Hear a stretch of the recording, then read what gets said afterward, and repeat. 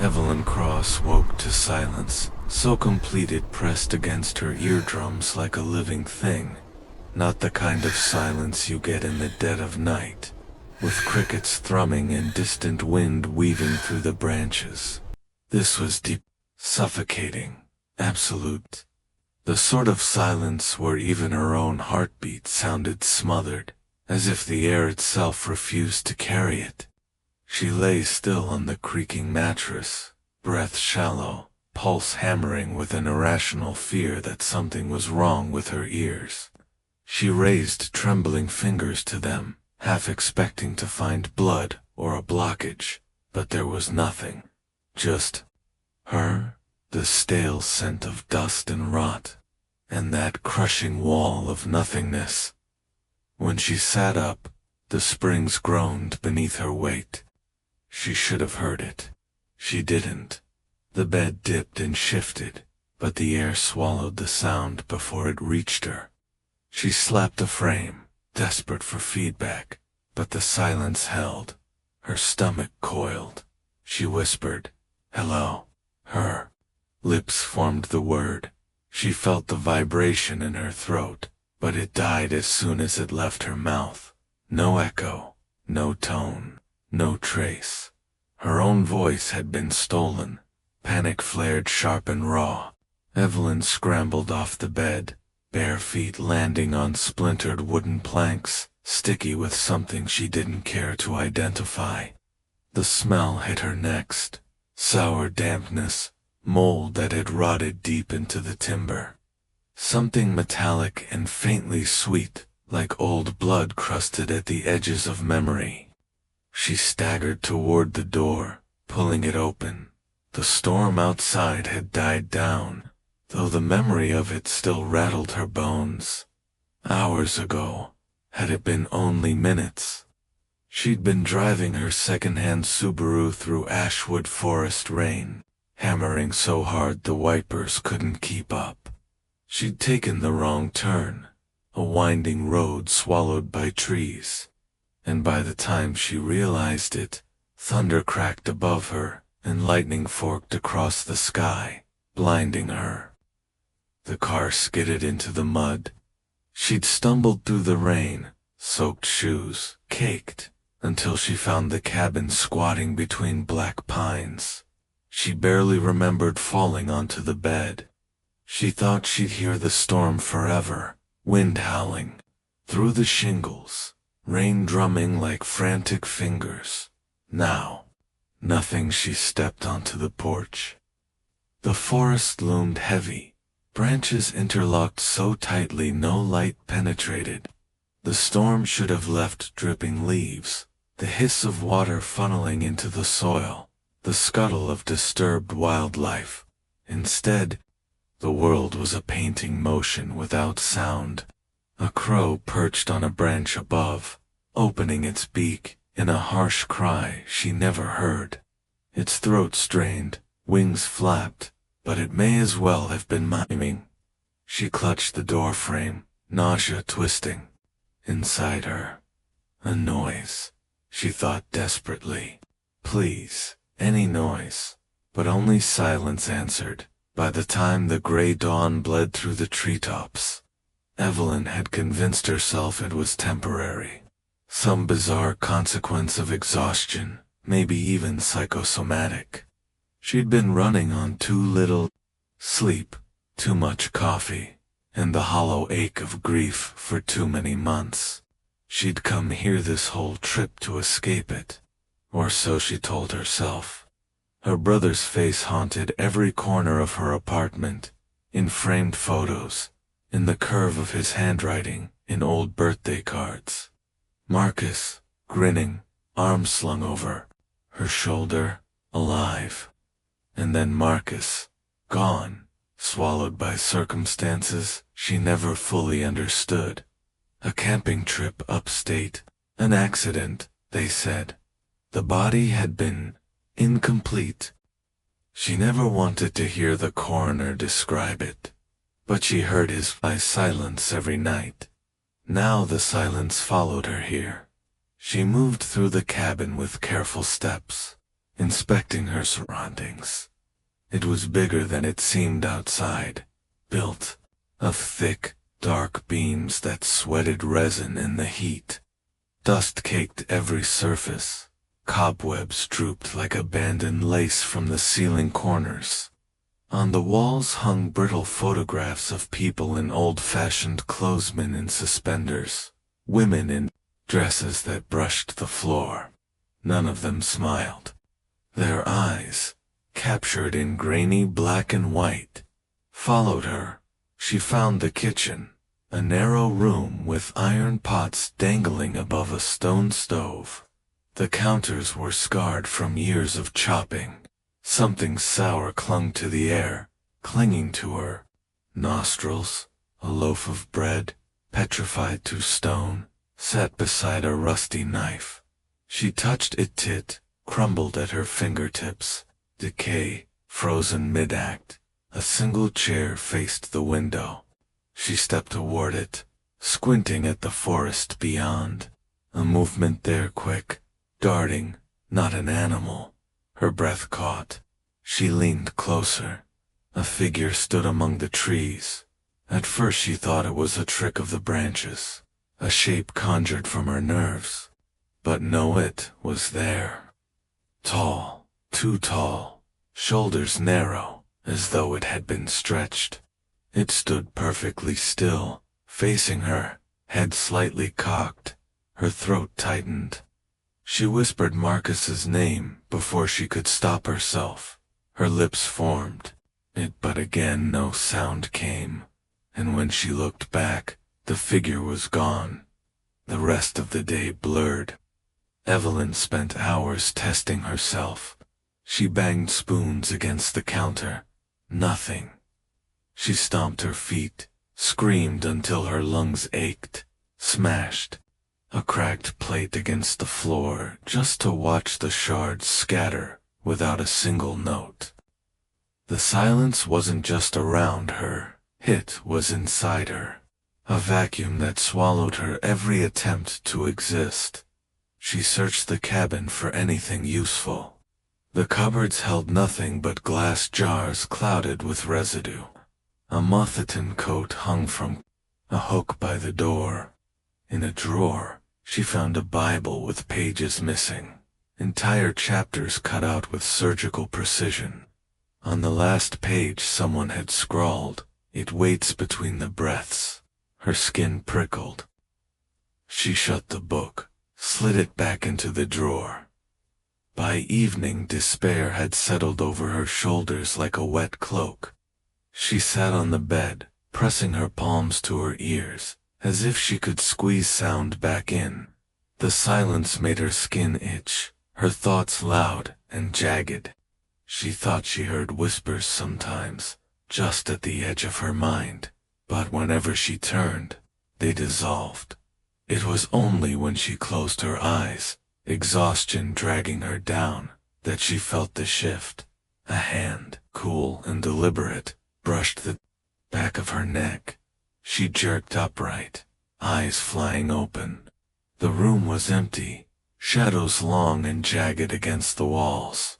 She swallowed hard, heartbeat rattling her ribs. But she felt it again, a weight dipping the mattress beside her, as though someone had just sat down. She reached out blindly, fingers brushing fabric that wasn't there. Her breath caught in her throat. She could feel it, something beside her, but not see it. And then, in the silence, a single word bloomed clear inside her skull, not heard with ears, but planted deep in her mind. Evelyn, her brother's voice. She froze, blood flooding ice through her veins. Marcus, she mouthed. Her lips formed the name without sound, but the air thickened, vibrating faintly. Another pause, and then, "Help me." Tears burned her eyes. She pressed her fists against her temples. It wasn't real, couldn't be. But she felt him. Cadence, the way he used to sound when he was afraid, but trying not to show it.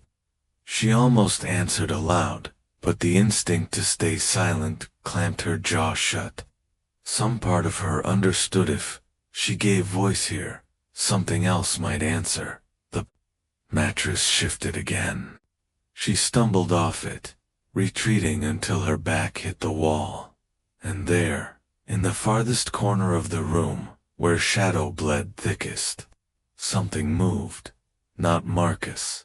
Something taller, broader, its limbs too long, joints bent wrong.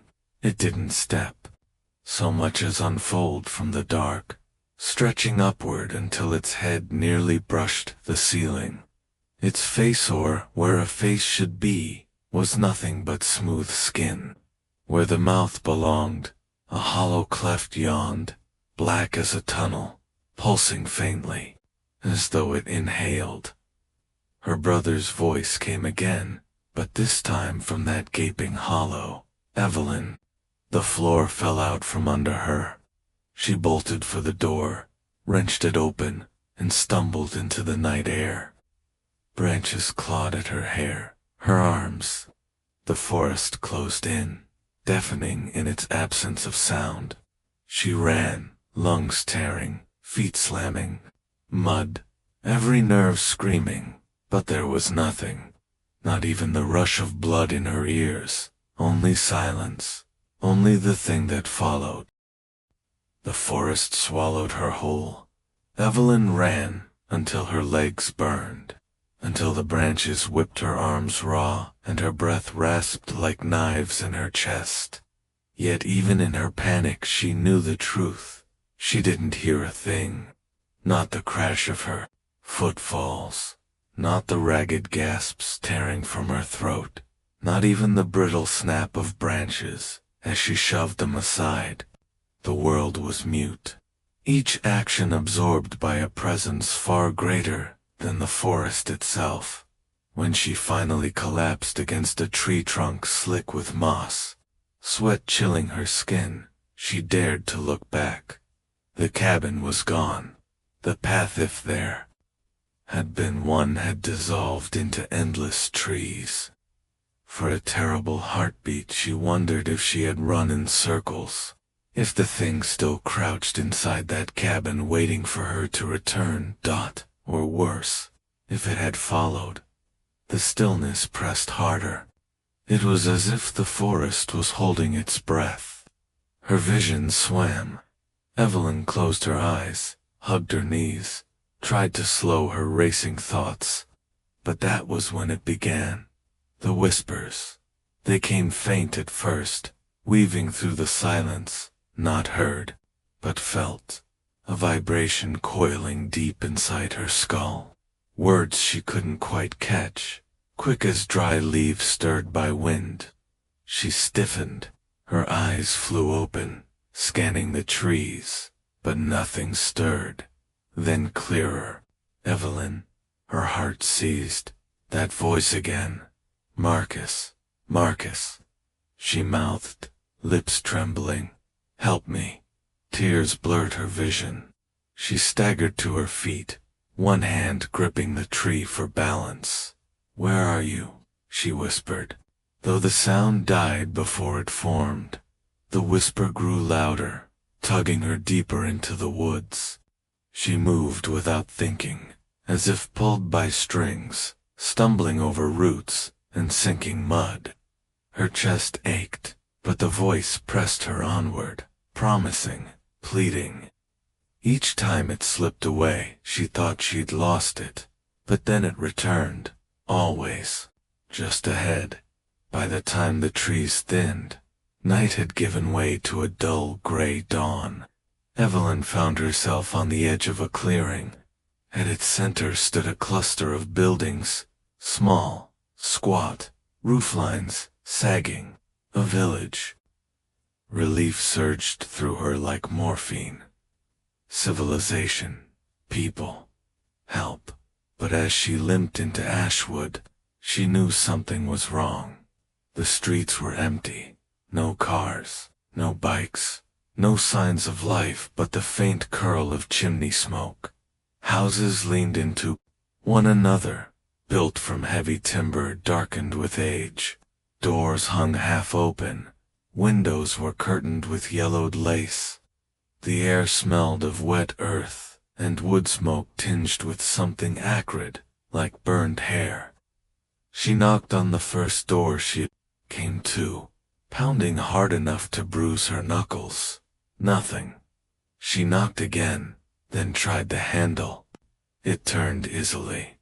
Inside, a family sat at the table.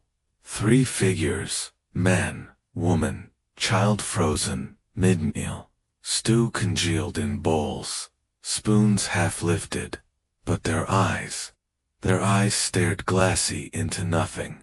Evelyn's stomach flipped. She moved closer, handshaking, and realized they weren't dead. Their chests rose and fell faintly, alive, but not a sound. Not chewing, not breathing, not the scrape of cutlery. Silence had locked them in place. The woman's head twitched toward her, just slightly. Then the man's, the child too, turning stiffly, in perfect unison, until all 3 stared at Evelyn with wide, unblinking eyes. She stumbled backward, knocking into the doorframe. Panic clawed her throat. She bolted from the house and nearly collided with an old man shuffling down the lane. His eyes were milky, his mouth slack. He stopped when he saw her. "Please," Evelyn mouthed. Her hands shook. As she pointed toward the family inside, "What's happening here?" The old man's jaw moved soundlessly. Then, with surprising speed, he snatched a stub of charcoal from his pocket and bent down, scrawling jagged words across the dirt. His fingers trembled, the letters uneven dotted feeds. Evelyn's knees buckled. She dropped to a crouch, grabbing his wrist. "What feeds? What is it?" He snatched his hand away and scribbled again, darker this time, breaking the charcoal. The hollow one. Her pulse thundered in her ears. So, maybe it didn't. She couldn't hear to know. She glanced at the villagers still frozen in the house. The child blinked once, slow, as though underwater. When she looked back to the old man, he was gone. The whispers returned that night.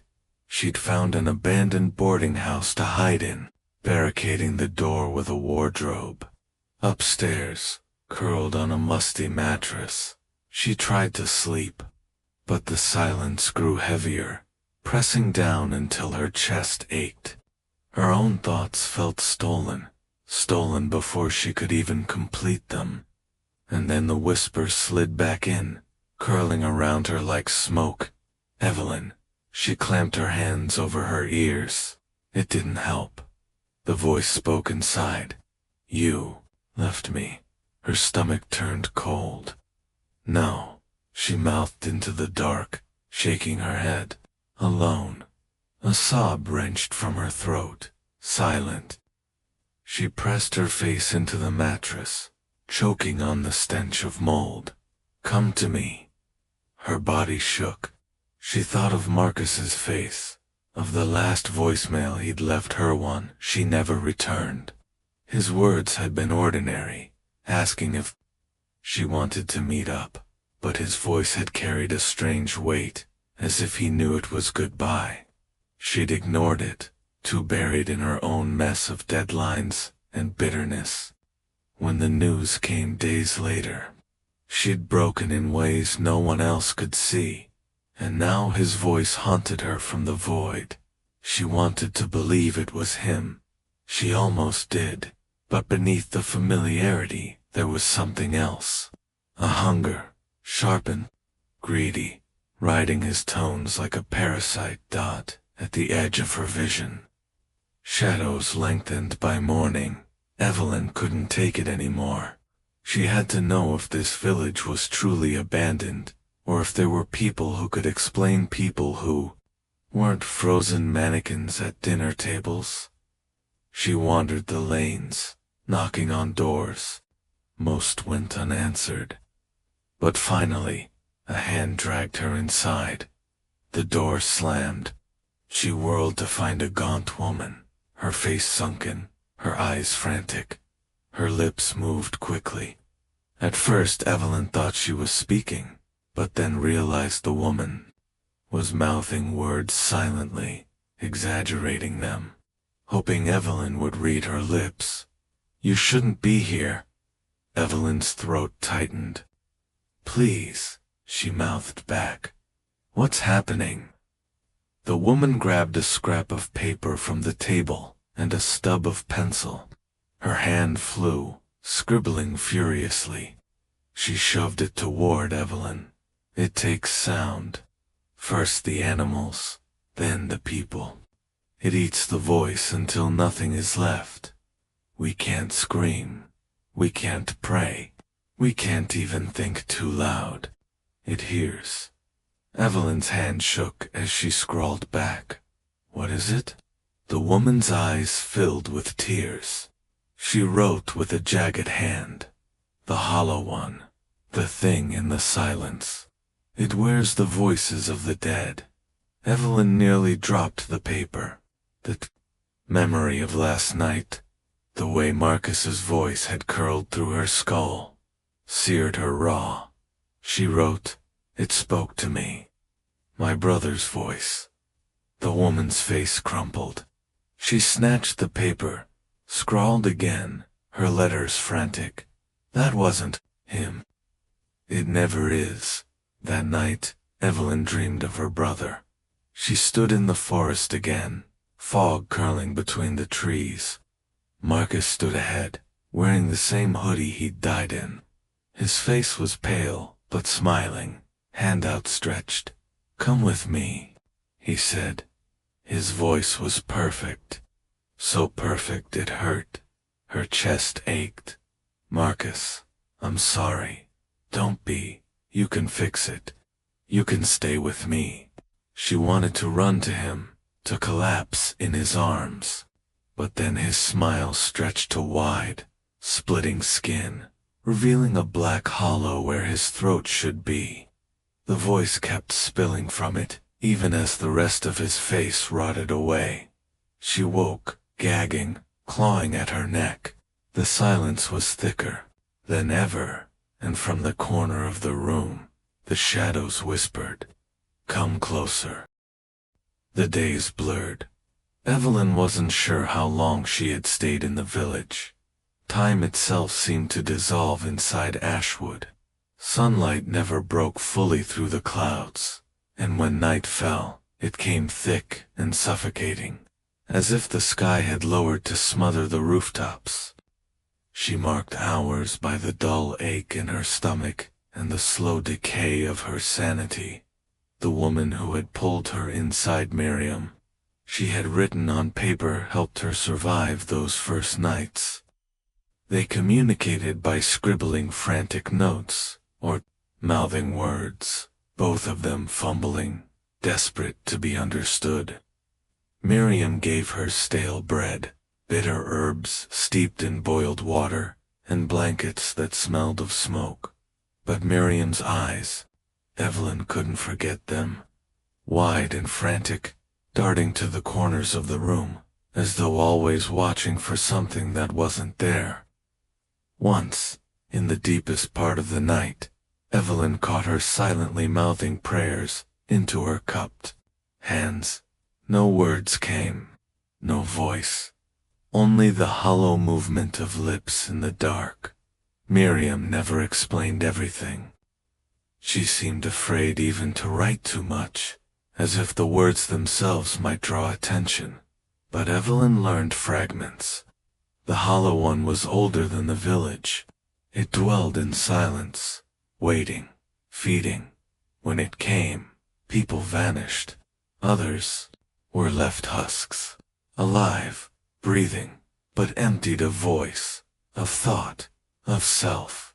"You can feel it," Miriam had scrawled one evening, pushing the paper across the table. "When it is close. It takes the sound from your bones first." Evelyn had nodded, throat dry. She felt it always. One morning, Miriam was gone. The bed in the corner was empty, sheets crumpled. The door hung ajar, wardrobe pushed aside. Evelyn searched the entire house, panic growing. On the table lay only a single scrap of paper, written in a shaky hand. Don't follow. It's hungry. Evelyn pressed her fist to her mouth, stifling a sob that made no sound.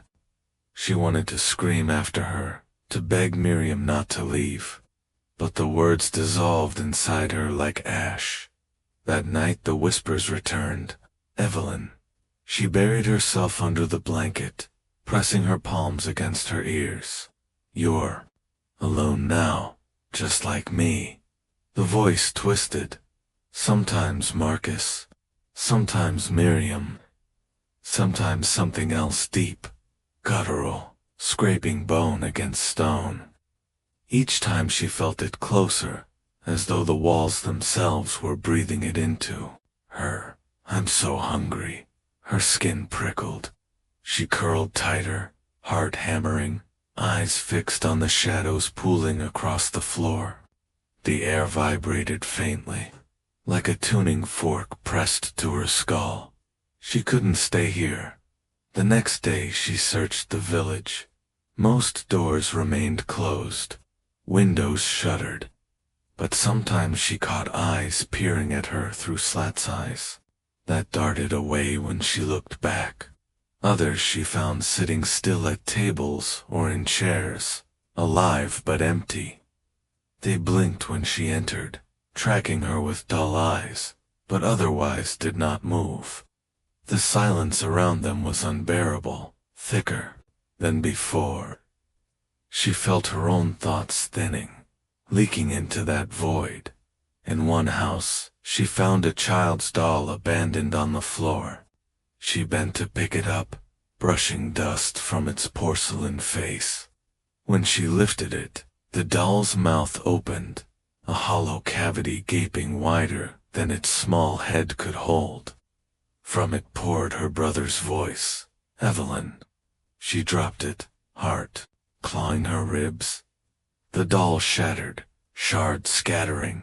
No sound, but when she turned, she saw it something long and thin slipping into the shadows of the hallway, retreating with a jerk like a spider's limb. By evening, she returned to the cabin where she had first awakened, desperate for answers. She wasn't sure what pulled her back, only that the village pressed in too tightly, each house suffocating with unspoken dread. The cabin at least was open, alone. She searched thoroughly this time. Beneath a loose floorboard in the bedroom, she found a journal wrapped in oilcloth. Her breath caught when she opened it. She knew the handwriting. Marcus. The first entries were neat, careful, dates placed neatly in the corners. He had come here looking for the quiet place, as he called it. He'd heard rumors from locals in another town, whispers of a village where silence was absolute, where one could hear the dead. Evelyn's hands shook as she read. He had believed he could contact their father, who had died when they were children. The silence is different here. Heavy. It feels alive. But at night, I hear him. I hear Dad. He calls to me. I'm so close. Her throat burned. She turned pages frantically. The entries grew darker, ink-smeared, handwriting jagged. It's not him. It wears his voice, but it's not him. It wants me to come outside at night. It waits in the trees. It whispers from the shadows. I think it lives in the silence itself. Further on, the words barely held together. Letters, spidery, desperate. It's inside me. It wants my voice. I can feel it eating through me. If anyone finds this, leave. Don't listen. Don't. The page ended mid-sentence. Ink trailing into a long, broken line. Evelyn slammed the journal shut, tears blurring her vision. Her brother hadn't just died. He had been taken. The thing had fed on him, warned his voice, lured him into the void. And now it wanted her. That night, she dreamed of Marcus again. But this time, he wasn't smiling. His body was gaunt, skin stretched tight, throat black and hollow. He reached for her, fingers like claws, mouth opening far too wide. From it poured not one voice but many her father, Miriam, the villagers, a cacophony of pleas and sobs, all trapped in that gaping maw. She woke thrashing, drenched in sweat, and she wasn't alone. At the foot of the bed stood a figure, her breath caught. It was human-shaped, tall and narrow, draped in tattered cloth that hung like decayed skin. Its arms dangled too long, fingertips brushing the floor, and where its face should have been, there was only smooth flesh, except for the mouth. That hollow cleft, yawning wide, pulsing faintly, as if drawing breath. The whispers surged. "Give it to me." Her body froze. She wanted to scream, but her voice was gone, sealed inside her chest. She could only stumble backward, slamming against the wall. "You don't need it. You never deserved it. Give me your voice." The thing moved closer, each step jerking, limbs bending wrong. The silence deepened until the air itself seemed to crush her lungs. She gasped soundlessly, vision tunneling. Then, suddenly the figure shuddered, recoiled. It collapsed back into the shadows, dissolving as if sucked away. Evelyn collapsed to the floor, trembling violently. For long minutes she couldn't move, couldn't think. But one thing burned clear through the fog. It wasn't finished with. Her daughter was only waiting. The next morning, she staggered back, toward the village. Marcus's journal clutched tight against her chest. She needed answers. Needed to know why this place existed, why the Hollow One haunted her family. She needed to find someone, anyone who still remembered how to fight it. The villagers avoided her. Curtains twitched shut, doors closed, footsteps retreated. But eventually she found one who did not hide. A man sat on the steps of the old chapel at the village edge, head bowed. His clothes hung loose, his hands rough and scarred. When she approached, he lifted his head slowly. His lips moved, no sound. But then he reached beside him and held up a crude charcoal drawing scratched onto wood. The Hollow One, a faceless figure with a cavernous throat. Beneath it, a single word: hunger. That night, Evelyn heard it again, her brother's voice, clearer than ever. But this time it wasn't pleading. It was calling her name. Again and again, urgent, commanding. "Evelyn, come outside. Come to me." Her heart pounded. She pressed her hands to her ears, but it was inside her skull, vibrating through her bones. She stumbled to the window. Outside, the forest loomed, shadows pooling thick at the tree line, and there, between the trunks, she saw him. Marcus. He stood with his back to her, hood drawn low, body too still. "Come to me." Her throat locked. She wanted to run to him, to believe, to surrender. But she remembered the journal, the jagged words. "It wears the voices of the dead." Her tears blurred everything. She pressed her forehead against the glass, whispering silently, "You're not him." The figure twitched, its head turned too far, rotating in a slow, jerking arc until the hood fell back. The hollow mouth yawned wide, and Marcus's voice screamed inside her skull. The photograph lay in Evelyn's trembling hands, its edges frayed with age, its surface marred with the yellowed gloss of decades-long neglect. Her fingertips left faint smudges on it, as though the picture itself had been waiting for her touch, anticipating it across the distance of time. She squinted in the dim glow of the oil lamp she'd coaxed back to life, but no trick of shadow could distort what she saw, herself and her brother Daniel, standing side by side in a place she did not recognize. They were children in the photograph, Daniel, no older than 12, she perhaps 10. Their small hands were clasped together, as though one couldn't bear to exist without the other. Behind them loomed a gabled structure, gray wood siding with flaking paint, its windows dark and vacant, and in one of those windows, blurred, half-faded but undeniable, was a figure. It was tall, featureless, its head elongated, its face nothing but the pale oval of absence. Her chest tightened as though invisible fingers were curling around her lungs. The silence that filled the cabin pressed harder, humming beneath her skin like static in the marrow of her bones. The world should have been loud, her own gasp, the rustling of her breath, even the creak of the chair beneath her weight. But the hollow quiet allowed none of it. She set the photograph down carefully, as if it might scream if mishandled, and stumbled back from the table. Daniel had been here, that much was undeniable. But the photograph suggested something far more sinister than just his visit. It suggested a history, a tie between her family and Ashwood that stretched deeper than she had ever imagined. Evelyn pressed her palms into her eyes, forcing herself to breathe steadily, to hold her thoughts in place before they fractured into the chaos clawing for release in the back of her skull. She needed answers, and the villagers were hiding them.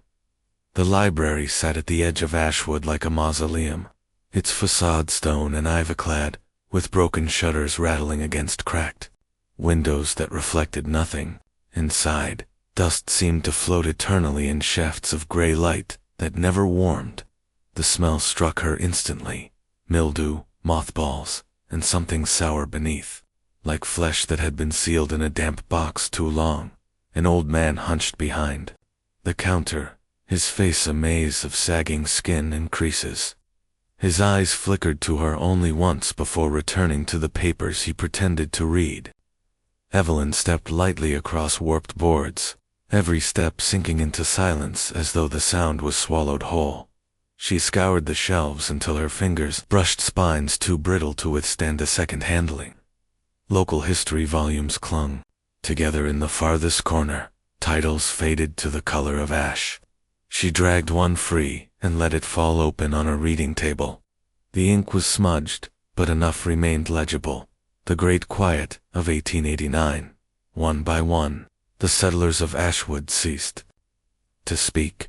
At first it was a matter of choice, a fearful superstition shared between neighbors, but soon, even those who attempted words found their throats burning, their tongues useless, their voices drained into nothing.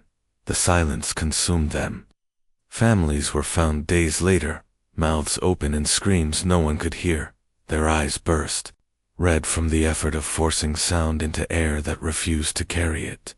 Evelyn's eyes dragged lower, her skin prickling. The survivors called it the Hollow One. It was said to hunger not for flesh, but for the resonance of life, carried and voiced the essence of who a soul was. A village council swore an oath, recorded here, to bind their descendants to quiet living, never to attract its attention with boast or song. Outsiders who brought noise into Ashwood bore the brunt of its hunger. The oath kept the creature at bay for generations, though its shadow has never left. Her throat constricted. For a moment she imagined herself clawing at her vocal cords, dragging them free just to find release from the pressure building there.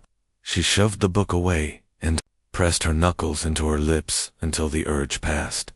When she rose from the table, the old librarian was staring directly at her.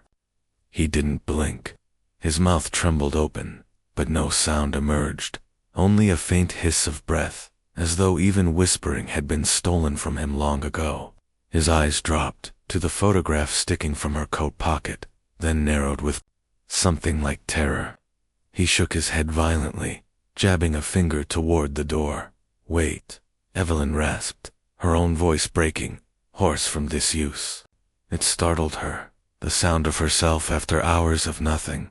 "What do you know about this?" The man only kept shaking his head, trembling so violently the chair beneath him rattled against the floor. His lips shaped words she couldn't hear, but she read them clearly. "It will hear you." That night, Evelyn's dreams turned viscous, drowning her in images that left her shuddering awake. She stood in a forest where every tree was hollow, their trunks like open mouths. From them came no sound, only the press of silence so heavy it felt like drowning. Her tongue swelled in her mouth until she gagged, choking, clawing at her throat. As her airway collapsed, when she tore her own tongue free, slick and thrashing like a living thing, the faceless figure stepped from the hollow trees and bent to collect it. She woke with her own hands in her mouth, fingers slick with spit, her jaw aching from how violently she'd tried to tear her tongue out. The oil lamp still burned faintly on the nightstand. Beside it lay the photograph she hadn't been able to stop staring at before sleep finally claimed her. Only it wasn't the same. Her chest froze. Now, in the picture, the faceless figure was closer.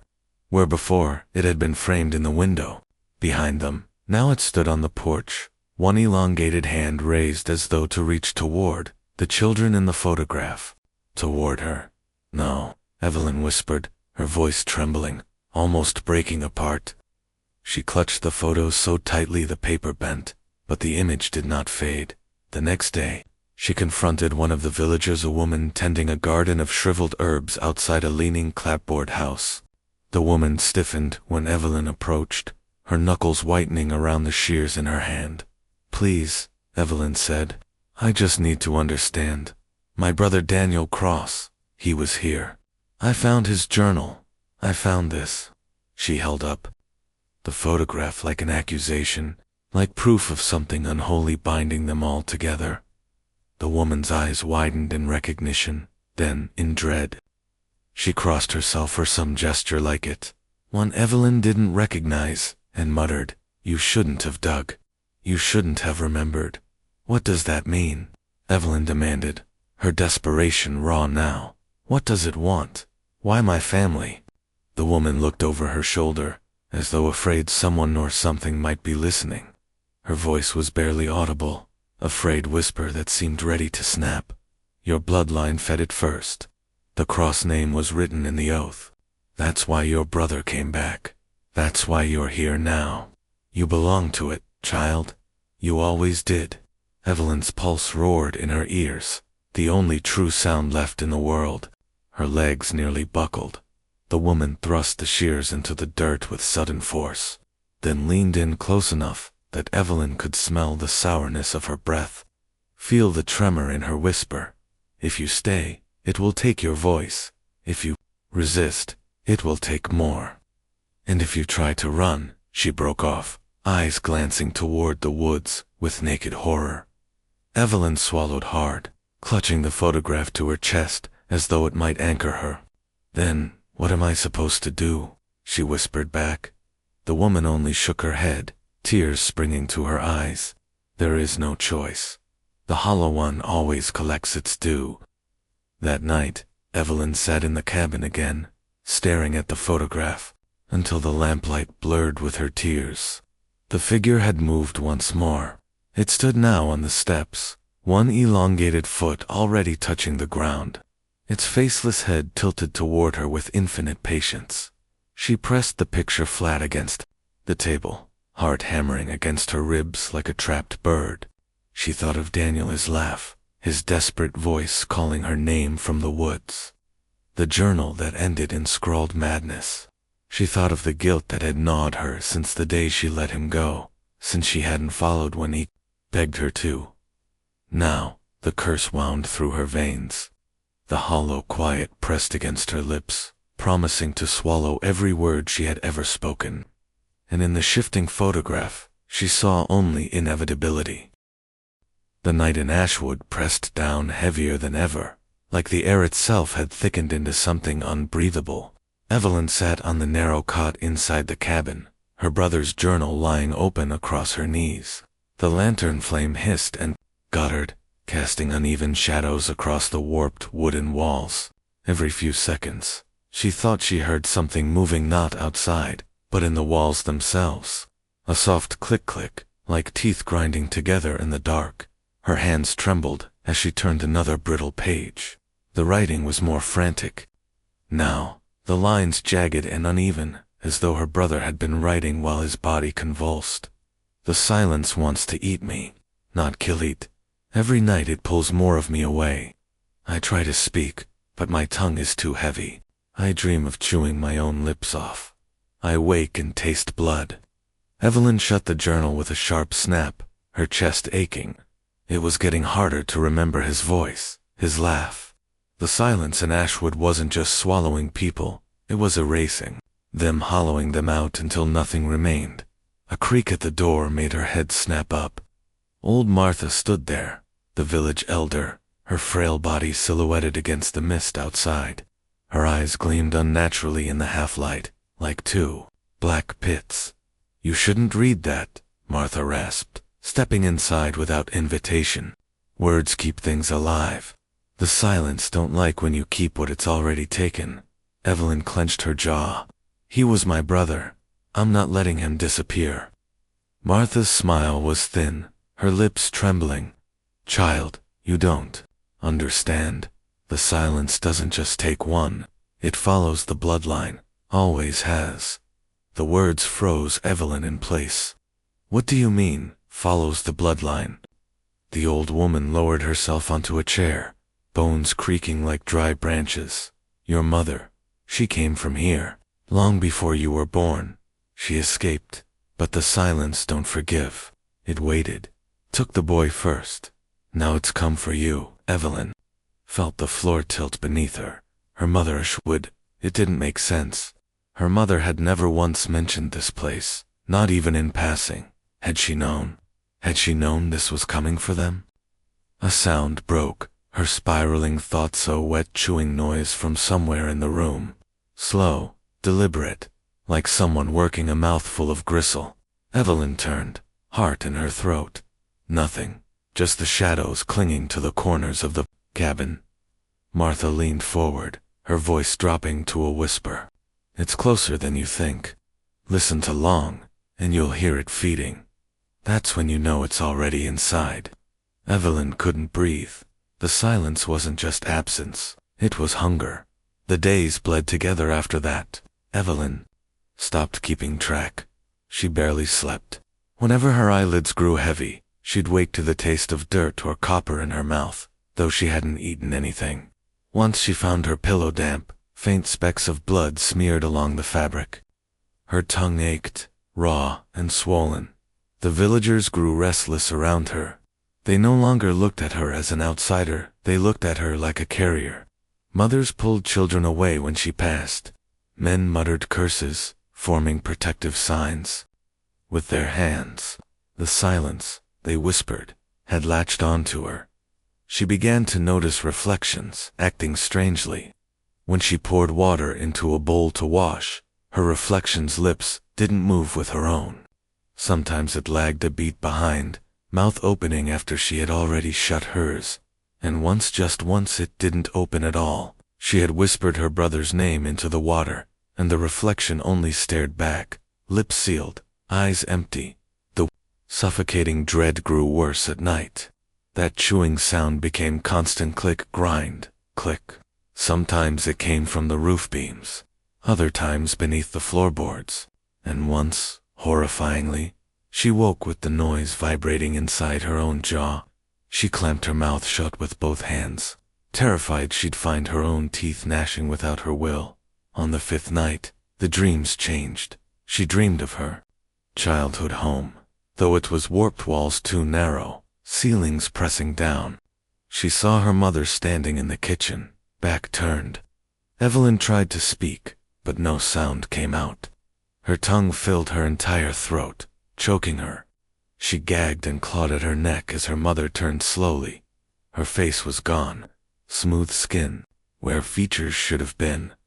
Then the faceless head leaned close and whispered, but not into Evelyn's ears. The words vibrated in her skull itself, slithering behind her eyes. Blood runs back to its roots. You were born hollow. She woke screaming, hand jammed down her own throat. She gagged violently and pulled it free, shaking, saliva stringing from her fingers. She didn't remember putting it there. The next morning, she stormed into Martha's cottage. "You knew," Evelyn spat, her voice hoarse. "You knew my family was cursed. You knew my mother ran from here. Why didn't you tell me the truth?" Martha was bent over the fire, stirring a pot of something that smelled of rot. She didn't look up. Truth don't matter when the silence already marked you. You can't run from blood. Evelyn slammed the journal down on the table. "Then tell me how to fight it." For the first time, Martha looked at her fully. Her eyes glistened with something like pity. "Child, you don't fight hunger, you feed it, or you let it feed on you." The words curdled in Evelyn's stomach. Feed it? With what? Before she could ask, Martha's head jerked sharply, as if listening to something far away. Her lips parted slightly, and Evelyn saw her tongue twitch unnaturally, bulging against her teeth. A faint click-click filled the room. Evelyn stumbled back in horror. It was inside Martha, too. By dusk, Evelyn couldn't stay still. Her skin itched, as though something moved just beneath it. She paced the cabin, journal in hand, flipping through pages, desperate for answers. And then she found it, near the end, scrawled so violently the paper tore. I heard her voice, our mother. She begged me to come home, but when I followed, it wasn't her. It wore her face, but there were no eyes, no mouth, only smooth skin and silence. Evelyn's breath caught. Her brother had seen the same vision she had, the faceless mother. The curse wasn't just taking them, it was mocking them with echoes of family. She pressed the journal to her chest, tears burning her eyes. "I'm sorry, Daniel," she whispered. "I should have never left you here alone." The silence answered, "You never left." Her blood ran cold. The voice hadn't come from her mind, her memory, or even the room. It had come from her own mouth yet. It wasn't her voice. It was her brother's. The lantern flickered violently, shadows convulsing across the walls. Evelyn staggered back, clutching her throat as her lips moved without command. "Why did you let me starve?" The voice rasped from her mouth. "Why did you leave me to be eaten?" "No," Evelyn sobbed, clawing at her face as if she could peel the words away. "That's not you." The voice chuckled wetly, low and broken. "It is now." She fell to her knees, gasping, the sound of chewing rising all around her. From the rafters, from beneath the floorboards, from inside her skull, the silence had hollowed her out just enough to let him in, and she realized, with bone-deep terror, that this was only the beginning. The forest around Ashwood was wrong that night. Evelyn staggered through the crooked trees, her lantern barely pushing back the dark, each step sinking into soil that felt too soft, too wet, as though the earth itself had been fed on blood. Mist clung to her skin, damp and suffocating, and the silence followed her like a predator. It was not absence of sound anymore. It was presence, heavy, watchful, chewing. Her breath came in ragged bursts. She had to get away from the cabin, from Martha, from the journal, from everything. Yet with every direction she turned, the forest seemed to fold back on itself. The same twisted oak, the same fallen log, the same smear of moss glistening under the pale moon, and always, the voice, "Sister ... Her knees buckled. It was Daniel's voice again, but stretched thin, distorted as though dragged across broken glass. It came not from the trees, not from the air, from her own chest. The sound vibrated against her ribs, shaking her heart.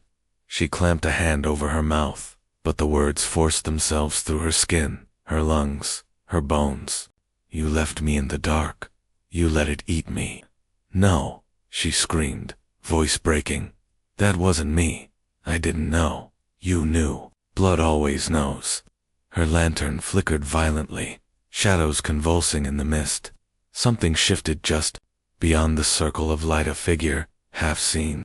She froze, every muscle locking tight. The figure moved closer, and she saw him. Daniel. He stood at the edge of the light, clothes shredded, skin gray and waxy. His eyes were pits, black and endless. His mouth opened too wide, splitting into a smile that reached his ears. But worst of all, his face wasn't only his. As he stepped forward, it rippled, skin bubbling like wax. For a moment, Evelyn saw her mother's smooth, faceless visage. Then Martha's hollowed grin. Then her own. She stumbled backward, shaking her head violently. You're not him. You're not any of them. The thing tilted its head, bones cracking audibly. Its jaw trembled, and the chewing began again. Click, grind, click.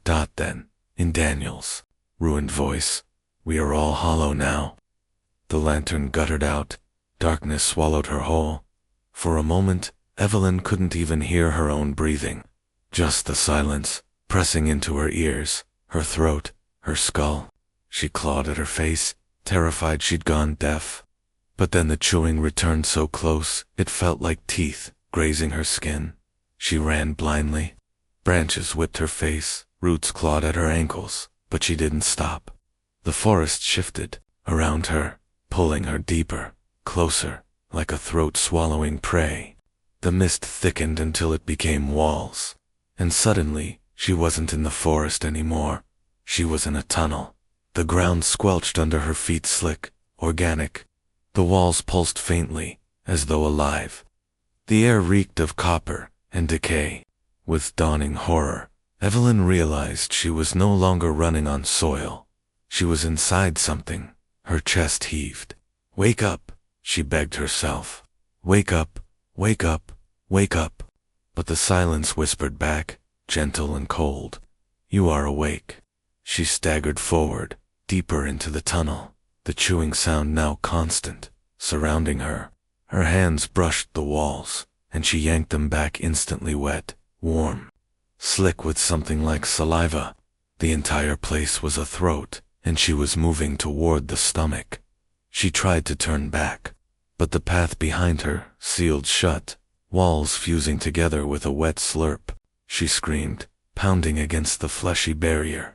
But it only quivered in response, vibrating with faint laughter. The voice returned. Do you remember how we ate together as children? Mother cooking, father laughing. No, Evelyn sobbed, shaking. That's not real. That's not you. The voice twisted darker, deeper. It is memory. Memory is meat. We chew it until nothing is left. And then she saw them. Shapes emerging from the walls. Human forms half melted into the flesh. Dozens of them. Their faces were stretched, mouths open in silent screams. Their eyes rolled endlessly, as if still alive. One by one, they turned toward her, mouths beginning to chew. The sound became unbearable, hundreds of jaws grinding, tearing, feeding on nothing but air. Evelyn dropped to her knees, hands over her ears, screaming, "Stop, stop." But they didn't stop. They leaned closer, voices merging into a chorus. Feed it, or be fed on. She stumbled forward again, desperate, until the tunnel opened into a vast chamber. At its center pulsed something enormous, a heart. Black veins webbed across its surface, each beat shaking the ground, rattling her bones. Around it writhed countless hollowed figures, their jaws working mindlessly, chewing at the air, feeding the silence with their endless hunger. And at the base of the heart, half consumed, was her brother. Daniel's body was fused into the pulsing mass, his chest rising and falling weakly. His jaw moved ceaselessly, grinding though no food touched his lips. His eyes found her, black, broken, yet still his. "Evelyn," he croaked, the sound tearing through her throat too, echoing in her own chest. She collapsed, sobbing. I'm here, Daniel." His jaw convulsed violently, tearing open wider than humanly possible. A grotesque hand emerged from his throat, long, skeletal, slick with blood. It reached toward her, fingers twitching. "Feed me," Daniel gurgled, voice a wet chorus of thousands. "Feed me, sister, or you will join us." Evelyn's mind fractured under the weight of the choice. She could feel the silence inside her now, gnawing at her memories, eating her thoughts. She struggled to recall her mother's face, her father's laugh. Each detail slipped like water through her hands. Soon, there would be nothing left, unless she fed it. Her trembling gaze fell on the journal clutched against her chest, the last thing she had brought. Pages filled with her brother's words, his pain, his memory, his soul. Her heart screamed against it, but deep down she knew that was what the silence wanted. Not flesh, not blood, memory, stories, the pieces that made a person whole. If she gave it up, Daniel would vanish forever. But maybe, just maybe, it would spare her. Her hands shook violently as she opened the journal. Pages fluttered in the stale air like dying wings. She pressed it to the pulsing heart. The silence shuddered. 1,000 mouths roared in unison, jaws snapping. The heart convulsed, veins bulging.